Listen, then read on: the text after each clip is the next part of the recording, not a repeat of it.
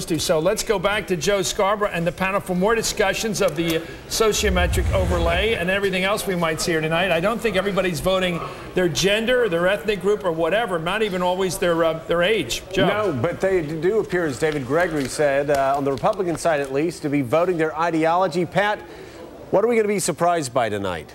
I think you might be surprised by Romney in Michigan and in California. Not Michigan. Excuse me, Missouri and California. I think he's coming up. His surge isn't as great as Obama's, but I think he's coming up there. I'll tell you what I think is you have to make a prediction, Joe.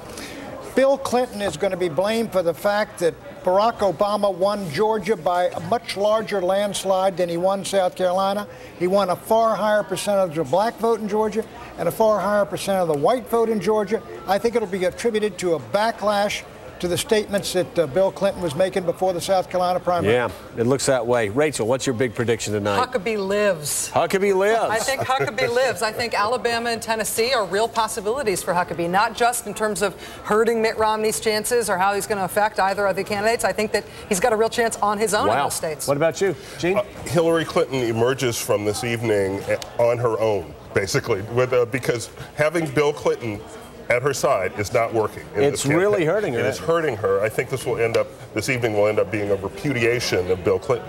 And I think tonight on the conservative side, we will see a repudiation of John McCain. You know, last week, a lot of people were thinking that McCain was going to be marching to the nomination after Super Tuesday.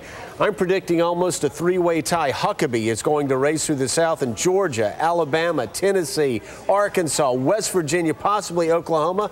McCain will win the Northeast and maybe Arizona, but that's going to be tighter than we expected. And then you've got Romney in Utah, Massachusetts, Delaware, winner take all, possibly Missouri, winner take all. And get this, in California, some exit polls are showing that he didn't do as well in the early votes, the ones that people are already voting, but the Romney people believe they're seeing a huge surge of support for people who went out and voted today. So what does it all mean? A three-way tie.